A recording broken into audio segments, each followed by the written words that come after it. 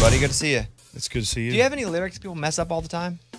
I have some that I mess up all the time. I asked that because I don't know why we're singing Edwin McCain when you walked in. You know, I will be your crying shoulder. They did that song right there. There's a lyric that goes, "I'll be love suicide," and then Amy goes, "Love." No, I thought I've always said like your love superstar. I can see that. I'll be. I feel like that's common with hit songs because I do that songs I grew up listening to or whatever, and like years later I'll find out. I'm like, damn, that's what it's always said. She just found, but I'm being told that's Kids Bop's version. Amy, do you listen to Kids Bop, Edwin McCain? Do you have any lyrics though that you hear people sing back or wrong at all that you're like, man, that is not right at how that lyric? Because if you have none, that means you enunciate perfectly and it all makes sense. I do not. I'm actually, the band calls me the king of the gibberish on stage because I'll sing a whole verse and never say a word of English, but I just, like BS, just the melody, but until I get back to the chorus because I can't remember the words to my own song. Do you that fake nightly. that as to where the audience thinks that you're actually doing it, or do they know you're doing gibberish? I would say sonically they can tell 100% that I'm not saying the right words because they know the words to the songs. Yeah. But I mean, I'm out there. I sell it. I don't even skip a beat. Do you do the thing where you stick the microphone out there if you don't remember the words sometimes? I have before. Yeah. I do that on the show sometimes, but no listeners will yell back because they can't. So that just makes it awkward when no one does it. They're letting you down. Handle on You's crushing it. It is doing good. Yeah. Congratulations. Thank you. I did see you tweet something a couple weeks ago where you're like, I never wrote about beer maybe in a song. I've never said the word beer in a song. Yeah. So what is that about?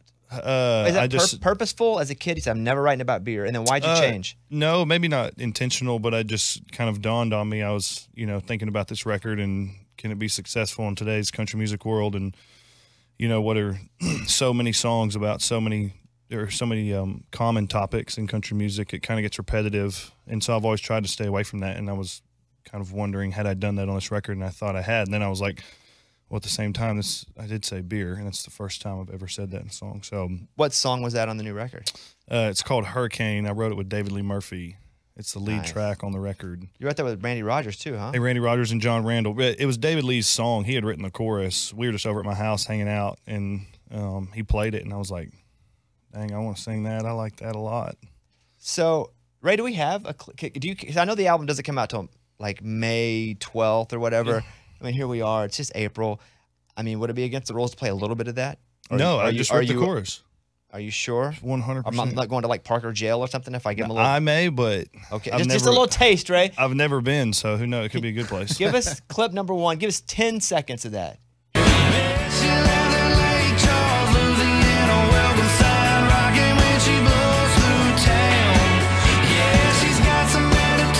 Cut. I'm into it. I'm into the tempo. You almost got to beer. Yeah, that's all right. We don't need to hear the beer. We trust you on it. Okay. Did you consider changing that, though? When you're like, okay, we did beer. Maybe you put in. No, I wasn't going to, tell David Lee Murphy that I wanted to change anything that he had done. Did you consider not even putting the song on the record? Okay. I like it. I think it's really cool. And I like beer songs. I like drinking songs. I have a lot of songs about drinking. I mean, I wrote a song about whiskey, never said the word whiskey, Just seems generic at times, and I think, there's got to be a place for it, like certain words that, kind of get overused, and it's, I don't know. I have a beer song now. Have you been to a concert lately at all? The last show you've seen? Last concert that I would have gone to. For fun. Boy, that long, huh? Because you're just on the road so much. Probably John Mayer here in Nashville last year. Hallie and I went. I went to him here. It was a solo tour. A couple weeks ago? Yeah. I know you're a big John Mayer fan as well. Mm-hmm. But it's got to be tough to go to a concert when you're always out doing concerts, and then most concerts are pretty much when you're gone anyway. You ever do anything on the road, though, if you're like on Friday or Saturday? Do you ever, like, purposefully, if your wife's out with you, like, we're going to spend the day doing this because we don't do a lot of stuff? Sometimes. It's hard to have your wife on the road with you because there's so much stuff I'm accustomed to doing on the road, and I have such a routine when I'm on tour. And she doesn't, she's not going to, like, work out in front of everybody in the bus with the guys. She actually would, I guess, but she doesn't on the road. She doesn't go and play. I go play golf all the time. But like at the same time, we'll go to a baseball game. If we have a night show and there's a day game like in St. Louis or something, we've done that Busch Stadium. You don't get to go the whole thing. You only go to a few innings. But Do you worry about getting tired? Because that's always my fear on the road is that I'm going to get tired, then I'm not going to be able to nail it at night. yeah, I mean, you're so accustomed to just kind of going all the time. It's kind of why I have trouble sleeping when I'm not on the road, because I'm just so used to that schedule. But I don't think so. I mean, your body lets you know when you need some rest. My body always screams rest. Like right now, I need rest. I would love I some never rest not right have now. I got it at need 3. rest. You did this? Why? I just couldn't sleep. I went to the gym at like 4:30. I didn't even know they opened that early. Well, you went to the gym at 4:30 in the morning? Mm-hmm. You don't try to like suffer it out? Like just be miserable and get another 30 minutes? No, so I did. I went and worked out and went home and slept an hour and came here. What do you do when you work out? What's your main thing? Right now, I'm just trying to gain a bunch of weight and just lift and just see how strong I can get and how big I can get. I've kind of been. Look at my muscle. Dude, I know. The first thing I noticed when I walked in, Look at like, my muscle. Bobby's been lifting. Yeah, just a little something, you know? What do you bench press? I don't bench. Yeah, me either, really. I don't max anyway. It's bad for your shoulders. What do you do? Squats? No, I've kind of got this arthritis in my knee lately. I think from playing golf maybe and haven't been doing legs a whole bunch. I just started about a week ago, so I'll do like real lightweight squats, but a lot of lunges, a lot of machine legs. How do you feel about people shirtless in the gym? It means it depends. Like I don't want to be at Lifetime with your shirt off. That's not the right vibe there. I agree with that. Yeah. That's what I was saying. It is not the right vibe. But there are gyms, like old school, just strictly iron gyms, which I enjoy. We find on the road pretty often. You ever box? I did a little in high school. The workouts are incredible, but I had no business trying to beat somebody up. You're a pretty big dude, though. How tall are you? 6'3". Golly. How much you weigh? Right now, like 215, 214. He's like a linebacker. Yeah, so what's your goal? But I've been 193 pounds for, 20 years. Let me see. Take your shirt off. I'm kidding. The crap. I wish I could keep a straight face and just do it. Just be like, yeah, man. Then I'll be like, no, man, I'm I just wish I kidding. could I'm just just do it. kidding. I kind of got a little belly right now because I've been eating and trying to bulk and gain so much weight that like my pants are kind of tight. Hallie was like, "You have a belly." What chunky. does she think about your body? Does she like you muscular or thin? Or because my wife, wherever I am, she wants me to feel good, even if she knows I'm kind of gross. She'll be like, "I like it right now, even with your pooch," and I'm like, "That's not true." Well, that's what she's supposed to say too. yes. I don't know. I think she doesn't really say anything about it. She just is like, "You got a little chunky." Oh, but So- did you ever feel your arms? She's like, "Dang, Oh yeah. looking good." Mm-hmm. Yeah. She likes the arms. Hey, check these out on me. Dang, gun. Look at yeah. I'm telling you, when I walked in, I'm like, Bobby's You been. know you have. How You does didn't that make listen. you feel that Parker noticed that when you walked in? He's not telling the truth. I'm There's telling no the way. truth. No, he is. Parker, 6'3", It's almost Easter. I'm not gonna lie. 210 pounds, is saying that he sees my muscles. He thought that was funny. Yeah. Why would he make that up? Because he just followed along. Hey, oh, well. Well, we're going to come back with Parker in a second. We have some real stuff to talk about. I do want to mention the tour, some additional dates this fall. So every time I told you this, every time I look at your pictures from on the road, I pinch and zoom in, and like every appreciate seat's that. full. It's been good. It's my career is as good right now as it's ever been, and honestly, it's a lot bigger than I ever really dreamed about when I was a kid. Does it make you feel good? Certainly. Or does it make you feel anxious, like there's a new pressure? A little anxious at times. You just want to deliver, and your life changes, and the older you get, right, the more responsibility you have, and you still have a full career to run. So that's kind of where some of the angst comes from. But I don't know. I mean, it's up to you. It's all mental. If you want to handle it and step up to the plate and deliver, Yeah. the opportunity's there. Boom. Because I didn't really want to handle it, but now I will. That's the motivation. He's like, suck it up, loser. Okay, man, you got it. Parker does an awesome live show.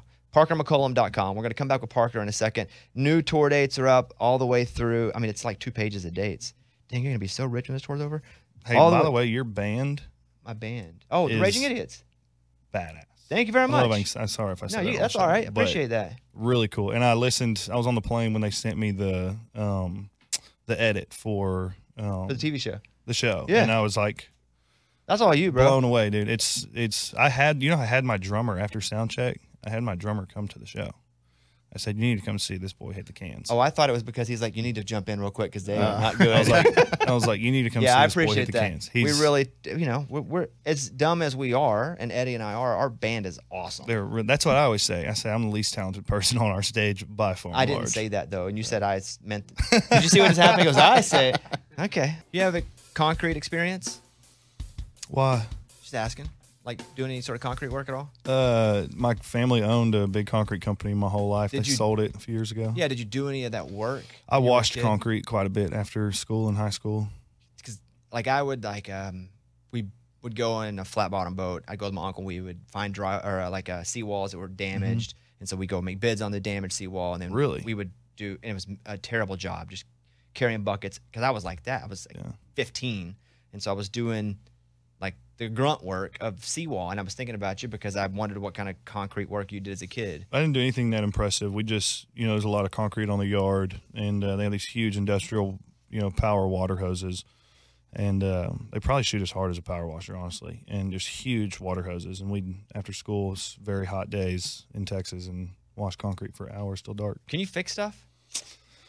Sometimes, sometimes I'm like, I'll take it on. I'm like, all right, I'm going to fix this, but most of the time, I'm like, I just don't even want to deal with it. And you're gone so much. I assume when you get home, you don't want to have to fix the dryer. No, there's a fine line. Like the doorknob or, some stuff like that. I can be pretty handy. But once it gets into the electrical stuff, I'm like my father-in-law is really good with electricity. Thank God, and he does all that for me. You mow the yard ever? No, I'm about to buy a lawnmower. I bought this new house, and it's got a huge yard, and I was like, I'm going to buy it. Hallie was like, you're never going to be home to mow. I'm like, I know, but when I am, I want to. So you like mowing? I like anything working outside. Yeah, not me. I like the internet. You don't like to sweat? Not anymore. I sweat working out, but I'm good. I don't need. When the money's good, baby. I did maintenance on a golf course forever, mowed all yards forever. I'm all good. But like a week or two ago, you spent like 3 hours cleaning up your backyard. Because there was a storm. You had to do it. Bad storm. Yeah. And but you had to get some satisfaction from that. Just sending the picture to my wife, being like, "Look what I did." Literally, that's all I cared about was I wanted to get it done because it was a disaster. But then I sent the before. I said, "Oh man, look at this! It's a mess over here." And then she went, "Dang, that is terrible." And I went, "But here's what I just did." And I sent it after. So smart. Like part 2. Yeah. And then she thought I was so sexy. Dude, She didn't. I wouldn't disagree with her. She didn't think that at all. I wouldn't disagree with her. I saw you giving a tour of your bus on Instagram. You got a new bus? I did. That's exciting. It's very exciting. So, but how do you design a bus? What are you designing exactly? I mean, when I say I designed it, I took a bunch of screenshots of some other buses, and I said I want to do this, this, this, and this. But it's the bus I was on was great, but it was pretty old, and luckily we're to a level now where it was kind of made sense to get a new one. And I got my own last year. I got off with a band probably this time last year and got my own, and that's kind of when I started building. Once I had my own, I'm like, all right, now I know how I want to do it, and started kind of putting one together. So when you buy a bus, do you like go to the bus lot? I did not. I'll never buy a bus. Oh, okay. But you designed a bus you didn't buy? Yeah, they let you build it. Do you have to sign like a 80-year lease? Mm-mm. Dang, I need to do that just for one trip. I'll design it. Go on one trip. I'm good. You could. It's expensive though, dude. But my thing is always, that's where I spend so much of my time. It's my home on the road. So if you're gonna put money anywhere, you want to put it to where you're comfortable, and it's nice, dude. I have not regretted it one time. Is it true? And I think this is probably true, that it just shows what kind of guy you are, that you turned down your dad's offer to buy you a bus early on in your career? Mm-hmm. Why did you turn that down? Man, I feel like I was pretty aware when I was a kid of especially kind of the Texas music scene and the guys that I grew up really idolizing, and the whole mantra, their whole reputation, it goes all the way up to Willie, is road warriors and doing it the hard way and paying your dues and earning it. And I really paid a lot of attention to that when I was a really little kid, and so when I really kind of started touring and trying to do it for a living, my dad's just a businessman. He's not in the music business, he's in the car business, but he's a numbers guy.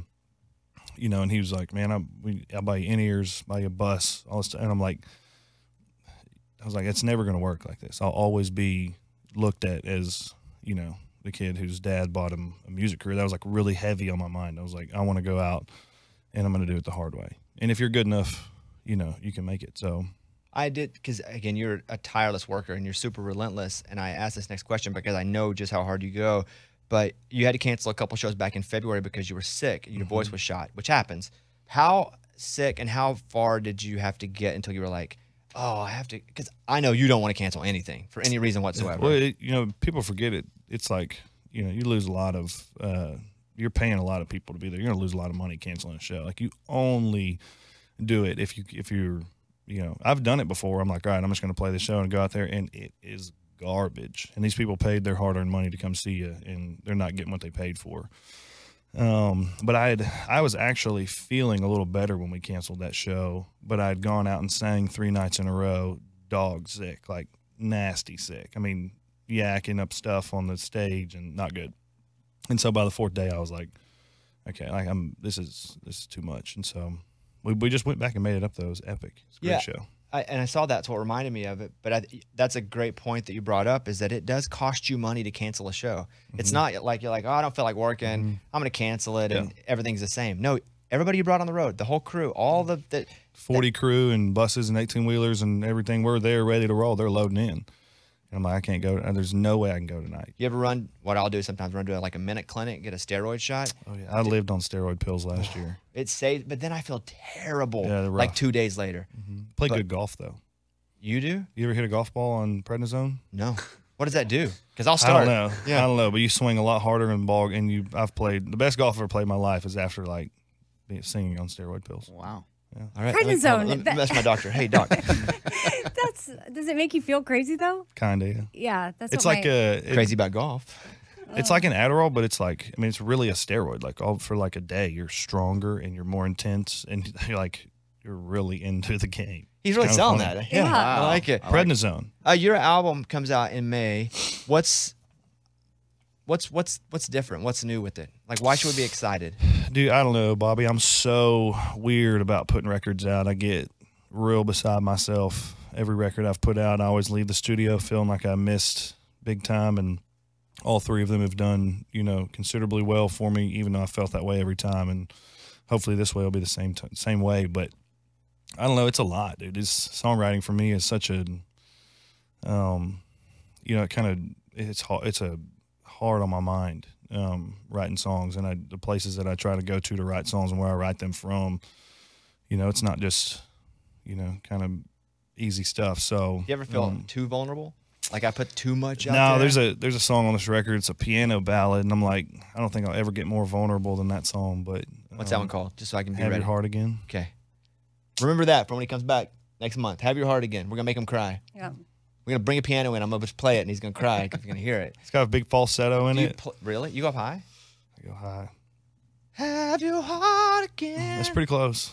It seems like you've heard it before. Come on. All right, so album comes out May 12th. We'll talk to you when the record comes out, but let's talk about the tour real quick because you put up a bunch of new shows. How long is your set?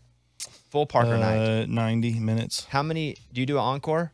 No, not on this tour. We're not for the first time ever. What if they're really cheering though?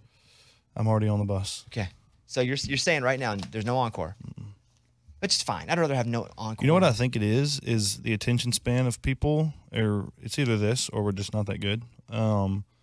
But by 90 minutes, even when I've gone to concerts in the past years, I'm like 90 minutes is enough. Like I'm ready to go home at that point, and it's probably just because I'm getting older and I like to go home anyways. But what's your first song on the set list? To Be Loved by You. Oh, you come out with a hit. Okay, I may come then. 'Cause if it was not a hit, I'm like, I don't know. TBD. You got to come out with a I banger. don't know. TBD. Parker, you've been killing it, buddy. I love to see you. Thank you. Album comes out May 12th, but get tickets to the show. A bunch of new dates at parkermccollum.com. A lot of great openers. Corey Kent, who's awesome. Katie Offerman, love her. Larry Fleet. I mean, Randy Rogers band. It's just a lot. Gary Allen's opening for us in Dallas. Really? At Dos Equis. That's got to be super cool for you. I've never met him. I can't wait to meet him. I'm very excited. Doesn't he have like a whale penis or something in his house? A what?